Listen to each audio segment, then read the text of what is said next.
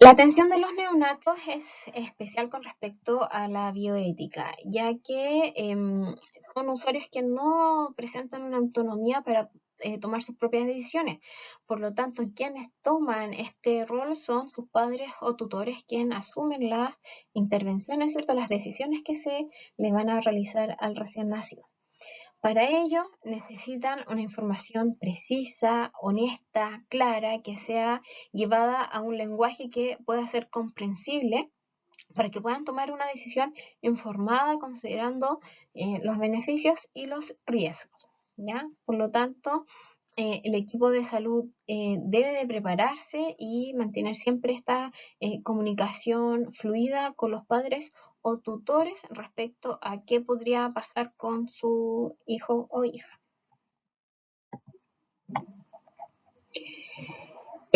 Como les comentaba, es importante darle información clara y precisa, ¿cierto?, a los padres o tutores respecto al pronóstico o condiciones que puedan repercutir en su hijo. Lo cual va a definir si es que toma la decisión de reanimar o no. Y esto está basado respecto a la edad gestacional y a la probabilidad de supervivencia que tenga el recién nacido, ¿ya? Entre las 22 y 25 semanas de gestación es un periodo bien complejo y difuso para poder tomar esta decisión, ¿ya? Por lo tanto, debe llevarse una conversación con los padres, con los tutores, para poder determinar qué hacer con el recién nacido, si es que se reanima o no.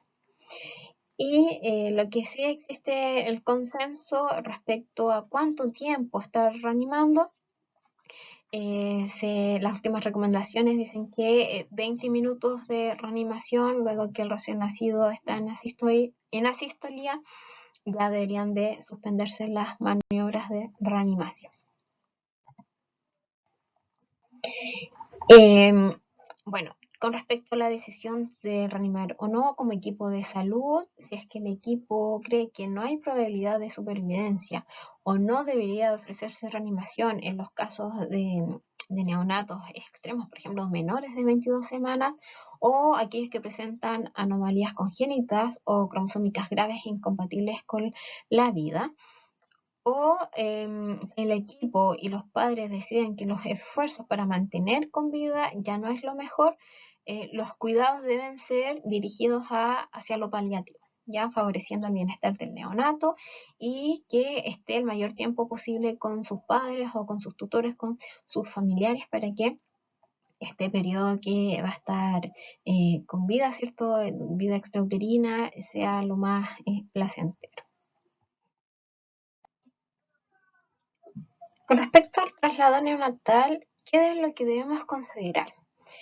Nuestro enfoque tiene que ser el recién nacido, que esté estable y no olvidar también que es parte de un entorno familiar, por lo tanto siempre tenemos que incluir a sus familiares, a sus padres, a sus tutores, y tenemos que también trabajar en equipo. Por lo tanto, debemos de trabajar en un equipo coordinado. El equipo de salud tiene que estar coordinado con respecto al centro en el cual se va a trasladar. Tener también claro qué medio de transporte se va a utilizar y que esté disponible. Como les comentaba, tiene que estar todo coordinado para que tanto el centro emisor como el centro receptor estén con todas las capacidades, los insumos necesarios para poder recibir a este recién nacido.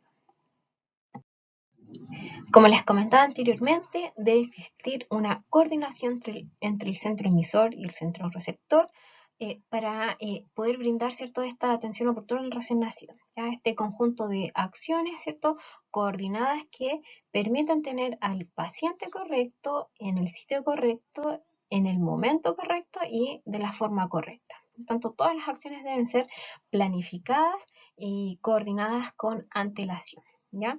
Por lo tanto, el objetivo de este traslado o transporte neonatal, la prioridad es siempre mantener este traslado seguro, ya teniendo al recién nacido estable antes, durante y después del traslado, y dentro, ¿cierto?, de los recursos que se tenga y también de la condición clínica del paciente, aportar todos los cuidados necesarios para mantener, ¿cierto?, o mejorar su condición clínica y su pronóstico, y continuar con estos cuidados, ¿cierto?, que ya se hayan establecido para mantener una calidad, ¿cierto?, una atención neonatal oportuna. El traslado neonatal lo podemos clasificar de acuerdo al momento en que se realiza el transporte. Puede ser un transporte inútero, que es preferentemente lo que se recomienda, ya que ahí el feto va a estar en su ambiente, ¿cierto? Un ambiente seguro, ¿cierto? Dentro del útero materno. Idealmente, si es que se anticipa que requiera una atención quizás de más alta complejidad, programar este traslado que sea antes del nacimiento. Ahora, si ello no puede ocurrir, ¿cierto?, por distintas situaciones, ya está el transporte neonatal, el cual puede ser urgente, ya que en el momento rápido se tiene que decidir el traslado, o programado, ya se anticipa antes del nacimiento que va a requerir un traslado, por ejemplo, porque no hay cupos en la unidad neonatal y tiene que ser trasladado a otro centro. O también el recién nacido puede ser trasladado a otro centro para realizar, por ejemplo, una resonancia magnética u otras pruebas diagnósticas que en el centro donde nace no se dispone, o por motivos previsionales o de seguro de salud, que según su seguro de salud o previsión que tenga, no puede ser atendido en cierto centro, por lo tanto debe ser trasladado a aquello que pueda, ¿cierto?, cubrir. Y también según la patología o estado del recién nacido, en el caso de los recién nacidos que son críticos o paciente crítico, se realiza un traslado medicalizado, es decir, tiene que haber un médico neonatólogo pediatra en este traslado, o si es que el recién nacido no está crítico, profesionalizado, ya es decir, con alguna enfermera o matrona o enfermero o algún técnico en enfermería. ¿Cuáles son los criterios como para poder determinar si un recién nacido es de alta complejidad o un paciente crítico? Aquellos recién nacidos menores de 1.500 gramos, independientes de su estado clínico; los prematuros extremos, aquellos menores de 32 semanas; un recién nacido que está con un síndrome de dificultad respiratoria y que requiera un soporte ventilatorio o oxigenoterapia; aquel recién nacido que requiere un acceso vascular central, o que tenga requerimientos, por ejemplo, de drogas vasoactivas o prostaglandinas en el caso de los cardiópatas; algún recién nacido con alguna malformación mayor que requiera resolución quirúrgica; o neonatos con patologías neurológicas, por ejemplo, síndromes convulsivos, que haya requerido reanimación neonatal avanzada, que haya tenido quizás una asfixia, una encefalopatía hipoxicoisquémica, que esté con alguna inestabilidad metabólica, respiratoria o hemodinámica. ¿Qué acciones debemos de realizar para realizar este traslado seguro que yo les comentaba, ¿cierto? Este conjunto de acciones que debe ser coordinado, ¿ya? Están los aspectos legales y administrativos, es decir, se debe contar con un consentimiento informado, el cual tiene que estar firmado por los padres o tutores del neonato. Tiene que estar firmada también la autorización médica, y una vez que se tengan estas autorizaciones, uno ya debe de saber que previamente el centro que va a recibir al recién nacido tenga un cupo disponible para poder recibir a este neonato. Y también es súper importante informarles a los padres o tutores respecto a los presupuestos, ¿cierto?, los costos que va a implicar esto, los plazos estimativos, los pronósticos del recién nacido por el cual se está programando este traslado.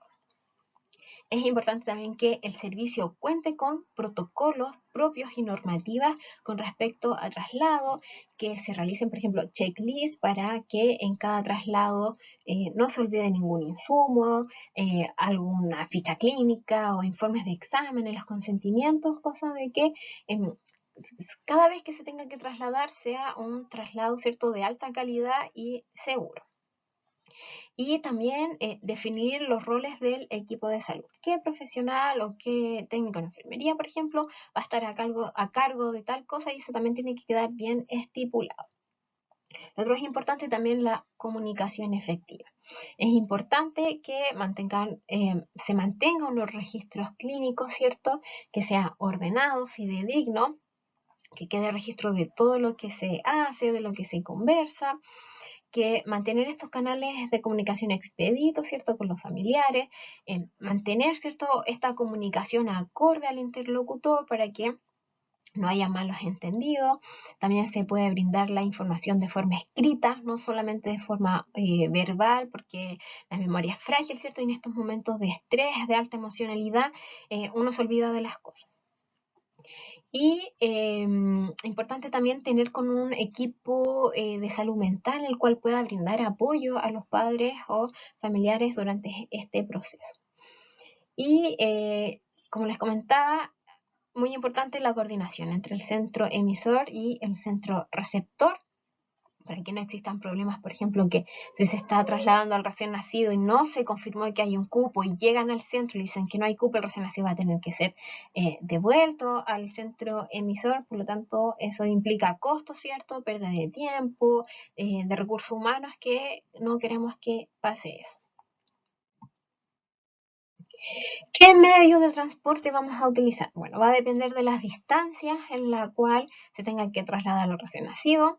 Puede ser por vía terrestre, por vía aérea, y va a tener ciertas ventajas o desventajas dependiendo del medio de transporte. En el caso de transporte aéreo tiene cierto más complicaciones que lo que vamos a ver más adelante. Está, por ejemplo, afecto por el clima, a veces los vuelos no pueden salir por tormentas o por lluvia. En el caso de traslado terrestre puede haber complicaciones, por ejemplo, por cortes en la carretera, que sirve más para distancias cortas, pero no repercute tanto, ¿cierto?, el traslado terrestre en el recién nacido.